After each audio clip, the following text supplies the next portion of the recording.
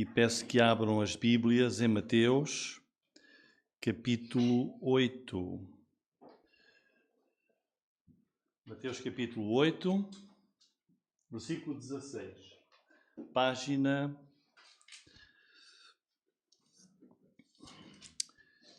1037.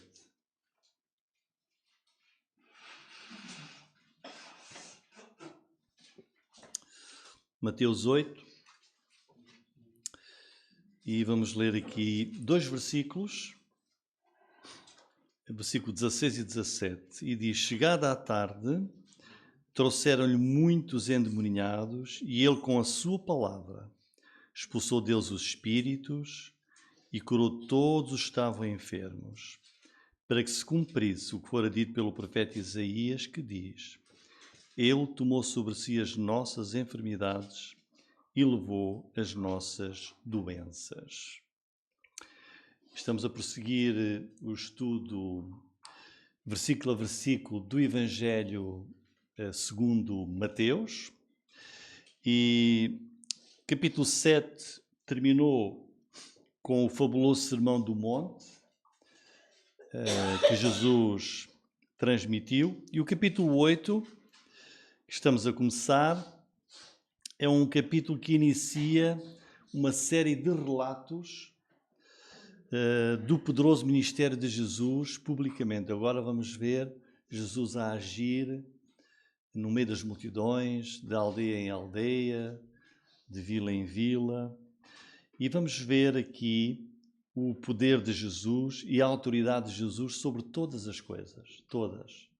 Não há nada que possa escapar ao poder e à autoridade de Jesus.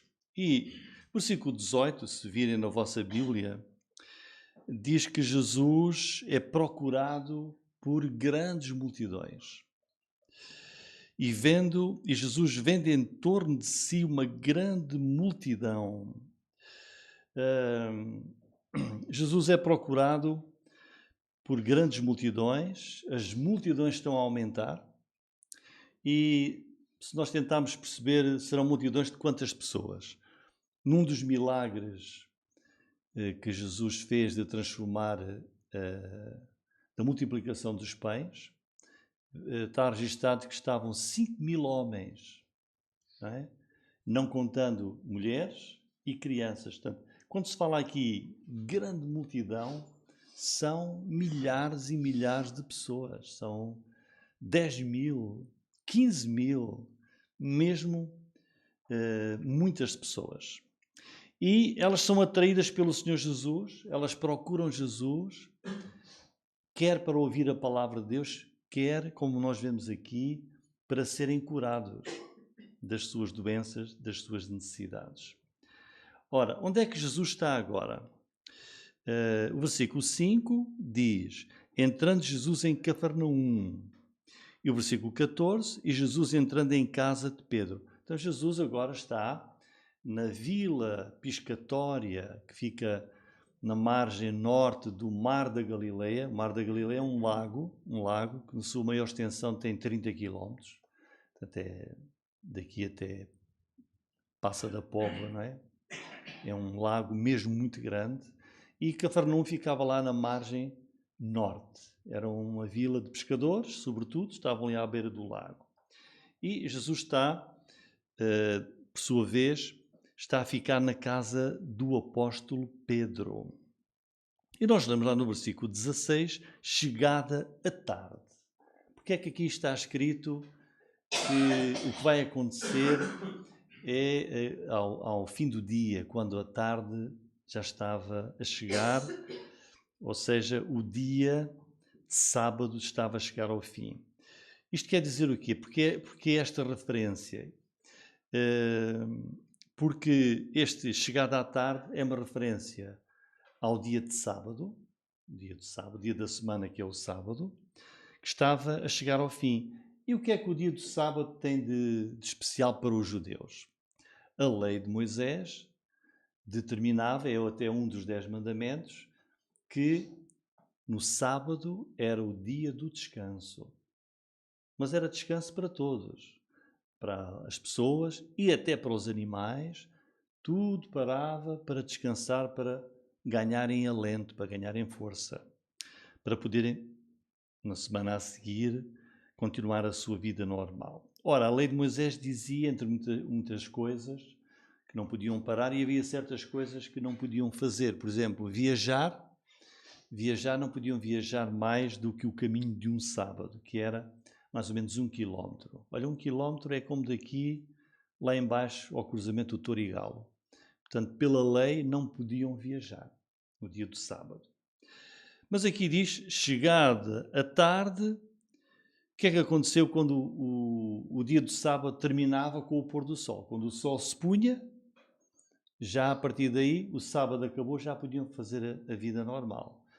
Chegou a tarde, e o que é que começaram a fazer? Trouxeram a Jesus, estava na casa de Pedro, muitos endemoninhados, e ele com a sua palavra expulsou deles os espíritos e curou todos os que estavam enfermos. Portanto, assim que terminou o dia do sábado, o sol pôs-se e logo as multidões, vejam, no fim do dia, correram para Jesus e levavam os doentes, as pessoas endemoninhadas, possuídas de demónios, e de todas as enfermidades, levaram-nos até Jesus. Jesus era o centro de saúde. Era o centro de saúde. Levaram a Jesus e o que é que Jesus fez? O que é que diz o fim do versículo 16? Curou quase todos. Não? O que é que diz? Todos. Aquilo ali tem uma cara um bocado esquisita. Ora, tu? Não. Não, todos. Jesus curou todos. Levam todos para serem curados por Jesus. Então nós vamos ver hoje um pouco, como diz o título da mensagem, as obras poderosas de Jesus. Poderosas. A verdade, irmãos, é que Jesus fez literalmente milhares de milagres. Milhares de milagres. 1.000, 2.000, 3.000 milagres, 5.000 milagres, 10.000 milagres? Não. Muito mais do que isso. Vamos ver. Vamos ver algumas passagens. Olha, vamos ler, por exemplo, deve aparecer ali Mateus 9:35. E percorria Jesus todas as cidades e aldeias, ensinando nas sinagogas, pregando o Evangelho. Ele ensinava e pregava.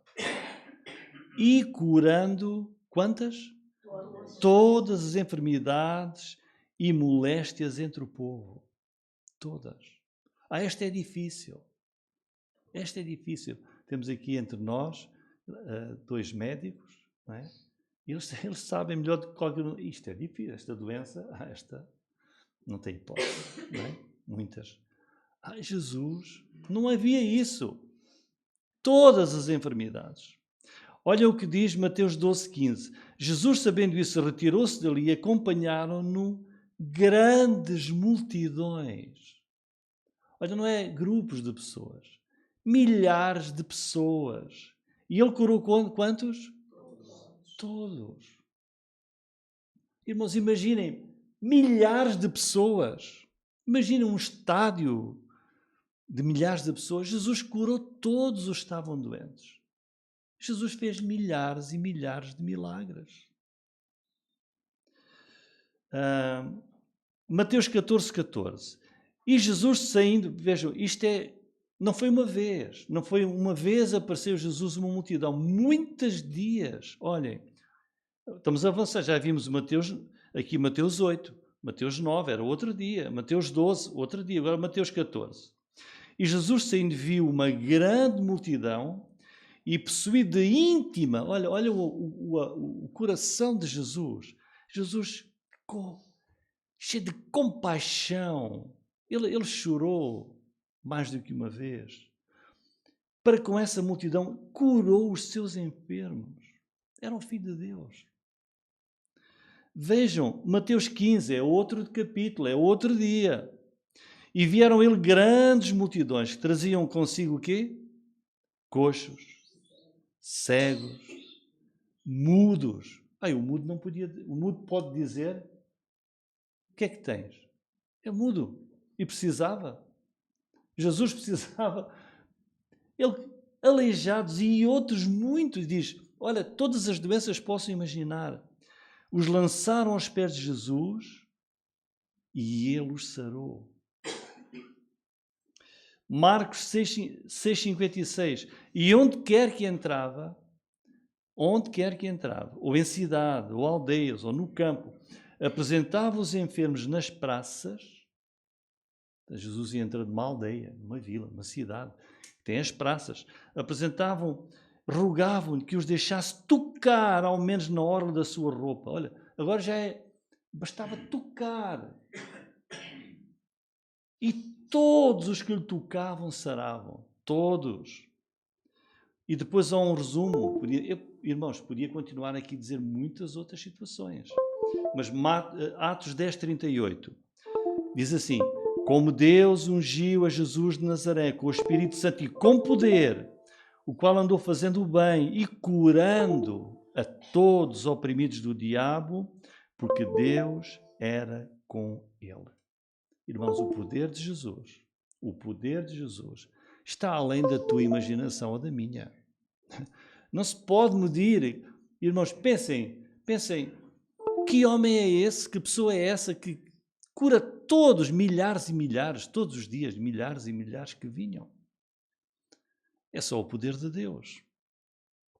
Notem, voltando lá a Mateus 8, versículo 16, o destaque aqui, logo, trouxeram muitos endemoninhados. Olha, o poder de Jesus sobre as trevas, sobre Satanás, que possuía. Houve um ataque massivo de Satanás durante o tempo da encarnação, da presença do Filho de Deus no mundo, que possuía as pessoas. Para o diabo, diz o apóstolo João, no capítulo 10, vem para matar, roubar e destruir.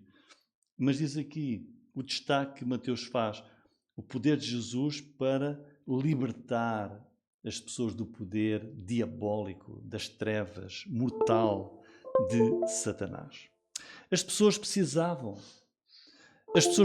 desesperadamente desta misericórdia de Jesus.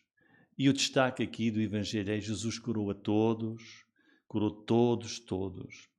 Quer dizer, não é necessário andar a vasculhar à procura. Deixa ver onde é que a gente encontra aqui um milagre de Jesus. Deixa lá ver aqui com uma lupa. Fez aqui um milagre. Não precisa. Não é preciso.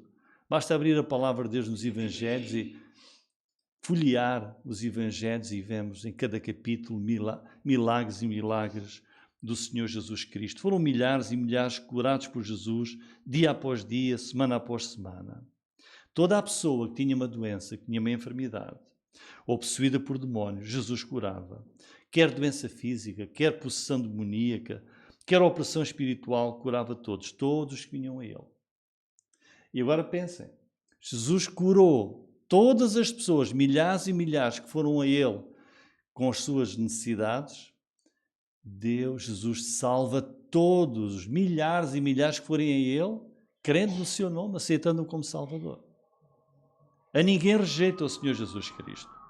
Ora, o que é que nós queremos ver hoje com estas obras poderosas, os milagres de Jesus? Eu queria que nós víssemos pelo menos 3 verdades. O que é que a palavra de Deus nos quer mostrar sobre Jesus, que fez estes milagres poderosos? Primeira verdade: os milagres de Jesus serviram para mostrar que Jesus é o Messias prometido na palavra de Deus. Jesus está aqui a revelar dia após dia com os milagres fantásticos, a revelar claramente, a dar evidência de que Ele era o Filho de Deus, de que Ele era Deus, que Ele era o Messias prometido através dos profetas, nas Escrituras. Tinha chegado o Cristo, tinha chegado o Filho de Deus, tinha chegado o enviado, o ungido, o Messias. E os muitos milagres são sinais que provam ao mundo, provaram naquela altura e provam hoje. Hoje o mundo pode ler a palavra de Deus e compreender. não há homem como Jesus. Porquê? Só Deus, só Jesus, o unigênito de Deus, só o Messias, esse prometido, enviado pelo Pai, poderia ter feito aquilo que Jesus fez. E de facto o apóstolo João, ao falar dos milagres de Jesus, ele diz assim, em João 20, 30 e 31, Jesus, pois, operou também muitos sinais, muitos milagres, que não estão escritos neste livro. Estes, porém, foram escritos, os milagres de Jesus foram escritos para que creiais que Jesus é o Cristo, o Filho de Deus. Então os milagres aconteceram, Jesus fez milagres para provar a todas as pessoas, a todo o mundo, que ali estava o Filho unigênito, o Salvador do mundo, o Messias prometido, para que as pessoas possam crer no nome de Jesus. Foi incrível, irmãos. Foi volumoso. Foi imenso aquilo que Jesus fez. Curas, ressurreição de mortos. Jesus curou milhares e milhares por causa da sua compaixão. Da sua compaixão. Do seu amor. Era isso que movia o Senhor Jesus Cristo. Sabem porquê é que Jesus via uma pessoa doente e ele desprezava a doença da pessoa? E por isso a curava e lhe restaurava a saúde? Porque Jesus sabia que a doença era o resultado de quê? Do pecado. Existe doença no mundo porque o pecado entrou no mundo. Lá no Jardim do Éden. Deus não criou um mundo com doença. Existe morte física porque o pecado entrou no mundo. Eu não estou a dizer que cada vez que pecamos vamos ter uma doença. O que a Bíblia revela é que há doença no mundo, há doença nas pessoas, nos animais, há doença na humanidade, porque o pecado entrou no mundo. Irmãos, há morte no mundo porque há pecado no mundo. O homem escolheu lá no Jardim do Éden. Deus colocou lá, esta é a árvore da vida e esta é a árvore do conhecimento do bem e do mal. Se comer da árvore da vida era uma opção, mas comer da outra árvore que Deus disse, desta não comerás, porque um dia em comeres vais morrer. E essa escolha livre do homem, escolheu comer em desobediência, em rebeldia ao mandamento de Deus, nesse dia, nessa hora, em que o homem desobedeceu, o pecado entrou no mundo e entrou todas as consequências do pecado. Porque o homem escolheu desobedecer às leis, aos mandamentos divinos que são santos. E por essa escolha entrou o pecado, a doença e a morte no mundo. É o que diz, vejam claramente e bem explicado, Romanos 5,12. Olhem o que é que diz Romanos 5,12. Portanto, como por um homem, que homem foi esse? Adão. Por um homem entrou o pecado no mundo e pelo pecado a morte, vão ver, consequência, assim também essa morte não passou só para Adão, que era o único homem, e Eva, a única mulher. Diz, passou a todos os homens. Por isso todos pecaram, por isso todos somos considerados pecadores. Por isso, irmãos, Jesus, quando esteve entre nós, vem deste mundo caído no pecado, vendo o mundo debaixo das trágicas consequências do pecado que entrou no mundo. A grande compaixão de Jesus mostrou-se quando ele via os aflitos, os doentes, e ele os curou a todos. Portanto, primeira lição, as obras poderosas, os milagres e as curas de Jesus servem para mostrar que ele é o Filho de Deus, ele é o Messias prometido que já veio. Em segundo lugar, o que é que os milagres de Jesus querem provar e mostrar? Sabe o que é mostrar?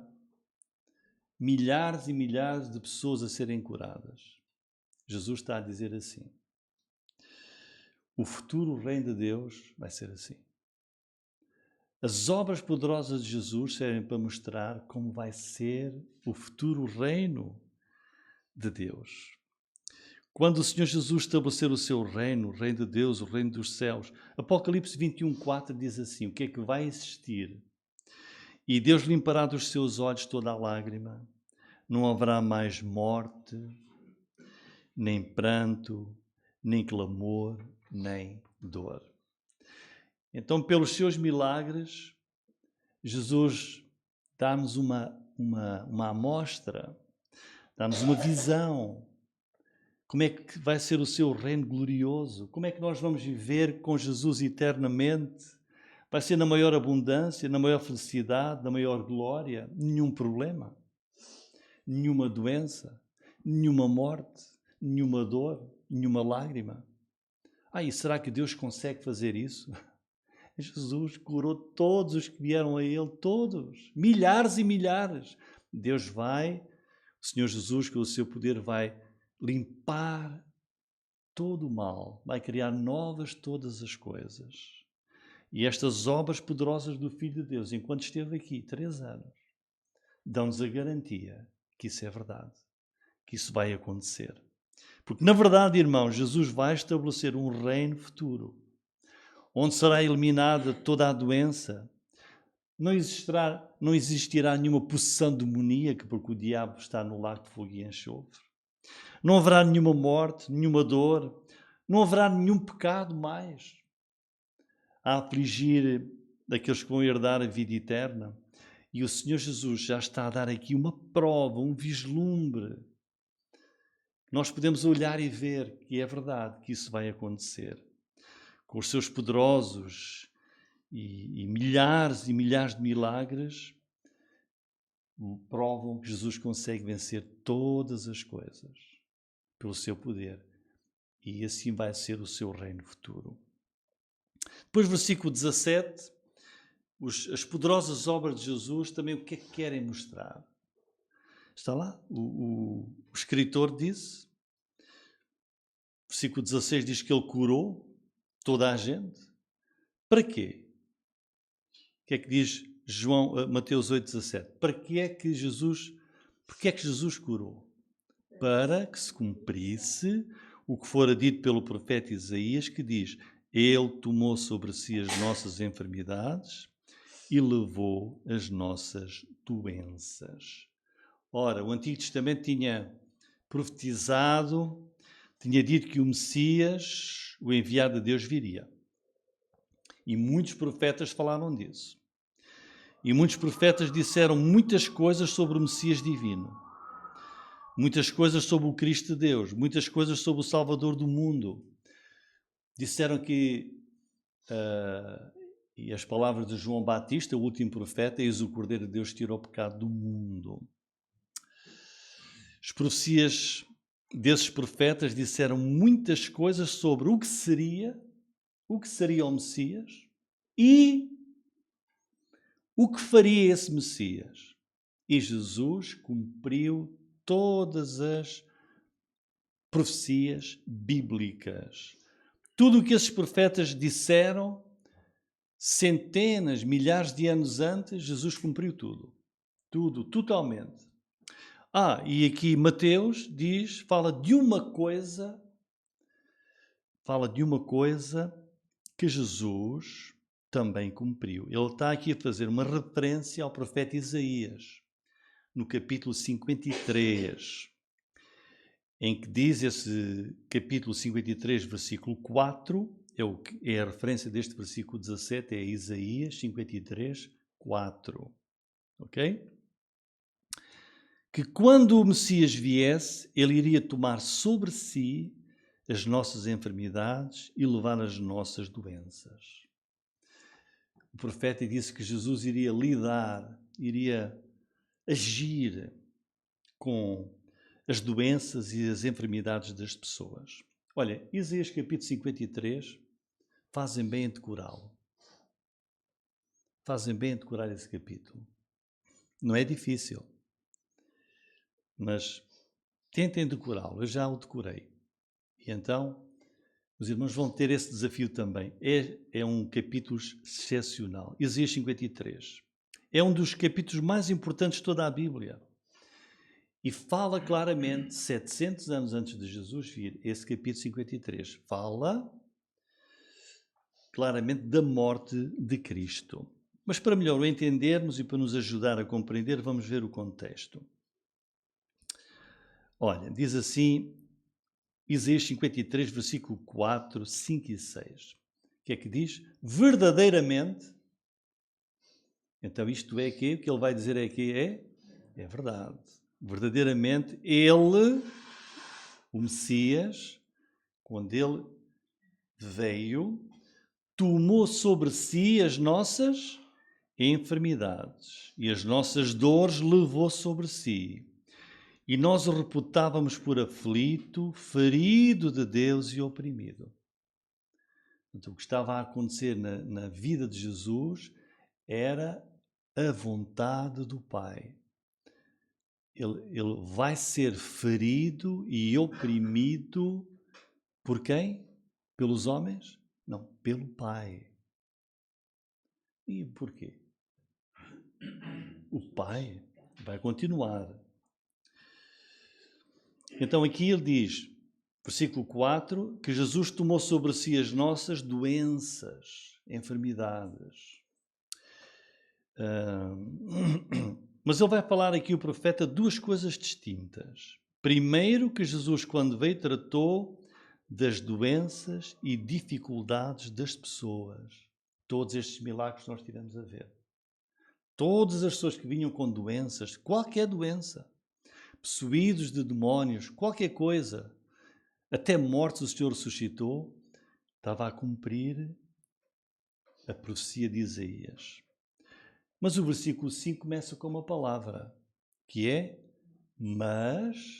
Então, a primeira parte da profecia era Jesus a lidar com as doenças do povo. Tivemos a ver, não foi? Multidões e multidões vinham e Jesus curou a todos. Então, mas o que é que mais Jesus veio cumprir? Mas então Jesus foi ferido na cruz por causa do quê? Mas ele foi ferido por causa das nossas transgressões. Moído. Sabe o que é moer? O Pai a moer o Filho na cruz. Por causa das nossas iniquidades. Qual é a palavra aí? O castigo. O Pai a castigar o Filho. O castigo que nos traz a paz, que nos traz a salvação, que nos traz o perdão, a ti e a mim, estava sobre ele. Pelas suas pisaduras, fomos sarados. Todos nós andávamos desgarrados, perdidos, como ovelhas, perdidos, na vida, no mundo, no pecado. Cada um se desviava pelo seu caminho, como hoje vemos as multidões, cada um tem a sua vida, a sua ideia, perdidos, longe de Deus. Mas o Senhor fez cair sobre ele, sobre Jesus, o quê? A iniquidade, o pecado de nós todos, bilhões de pecados. Junto aos teus milhares, os teus e os meus, milhares, muitos milhares de pecados. Do mundo inteiro, bilhões de pecados. Tudo lançado sobre Jesus Cristo. Então, Mateus está aqui a citar, no versículo 17, a profecia de Isaías 53, 4. Quer dizer o quê? Que Jesus, na sua bondade, na sua simpatia, misericórdia pelas pessoas, no seu ministério diário, enquanto ele caminhava entre as multidões e via a miséria das doenças, diz, Jesus curou todas as enfermidades das pessoas, porque o Senhor sabia que eram doenças que vieram ao mundo por causa do pecado. Por causa do pecado. E compreendendo o sofrimento das pessoas, movido de íntima compaixão, ao ver as doenças, o Senhor viu e sentiu o poder do pecado no mundo. Este é o significado aqui do versículo 17, que Jesus, no seu dia a dia, tomou sobre ele as doenças do mundo à sua volta e curou multidões e multidões. Por isso, Mateus 8,17 cumpre Isaías 53, 4. Mas Jesus morreu crucificado. Isto é diferente já. Jesus morreu crucificado por causa não das nossas doenças físicas, mas da nossa iniquidade. Da nossa iniquidade. Porque Isaías diz, como vemos há pouco, Jesus foi ferido por Deus, foi oprimido por causa das nossas transgressões, moído por causa das nossas iniquidades. Deus fez cair sobre ele o pecado de nós todos. Era a expiação do pecado, não das nossas doenças. Jesus morreu crucificado, na cruz sofreu, na cruz carregou, na cruz morreu por causa do nosso pecado. Foi por causa da nossa iniquidade. Foi por causa da nossa desobediência a Deus, às suas leis, aos seus mandamentos. Foi por isso que Jesus morreu na cruz. Jesus não morreu na cruz por causa da tua doença ou da minha doença física. Jesus não levou na cruz as doenças do nosso corpo. E quem diz isso é má teologia, é ensino errado. Dizer, Jesus já levou as nossas doenças, as nossas enfermidades. Não. Na cruz o Senhor, vejam, o versículo 5 diz, mas ele foi ferido. Ele levou, curou todas as enfermidades das pessoas à sua volta que iam a ele. Mas ele, versículo 5, mas ele foi ferido na cruz por causa do nosso pecado, não das nossas doenças. É exagero hoje alguém dizer, Jesus já levou as nossas doenças, já levou as nossas enfermidades, agora basta pedir que ele cura. Não é assim, não é verdade. A morte de Jesus na cruz foi por causa do nosso pecado. Porque Deus pôs sobre ele, como diz o versículo 5, o castigo que iria trazer a reconciliação do pecador com o Pai. Jesus levou sobre ele uma doença, mas é espiritual, que vem do salário do pecado, que é a morte. Levou o nosso castigo, que pertencia a nós, ele levou. Irmãos, as pessoas hoje podem viver livremente. As pessoas podem viver livremente a vida que quiserem. É por isso que existe livre-arbítrio. As pessoas hoje podem quebrar as leis de Deus. Ou podem, não, eu quero obedecer à lei de Deus. Eu quero obedecer aos caminhos de Deus. É a escolha de cada um. Mas a verdade é que, apesar do homem voltar as costas a Deus, rejeitar Deus, Deus ama o homem pecador. E amou tanto que enviou seu Filho ao mundo para morrer pelos nossos pecados. E nós precisamos de compreender tudo o que estava a acontecer na cruz do Calvário. É o que está aqui em Isaías 53, 5 e 6. O que é que estava a acontecer naquela cruz? Jesus estava a tomar o teu inferno. Jesus estava a tomar o meu julgamento que eu mereço por causa do meu pecado. Jesus fez-se culpado da minha mentira.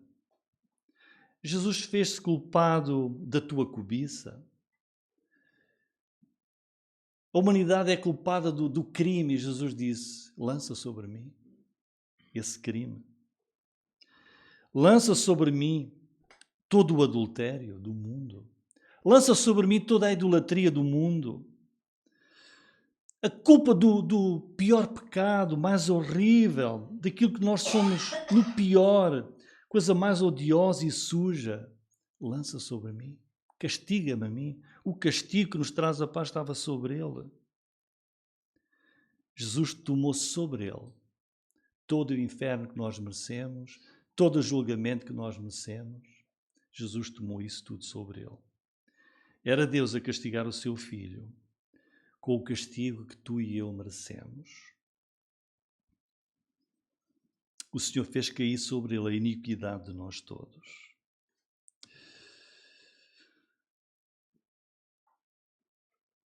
Então, Isaías 53, versículo 4, cumpre-se aquilo que vemos em Mateus 8, 17.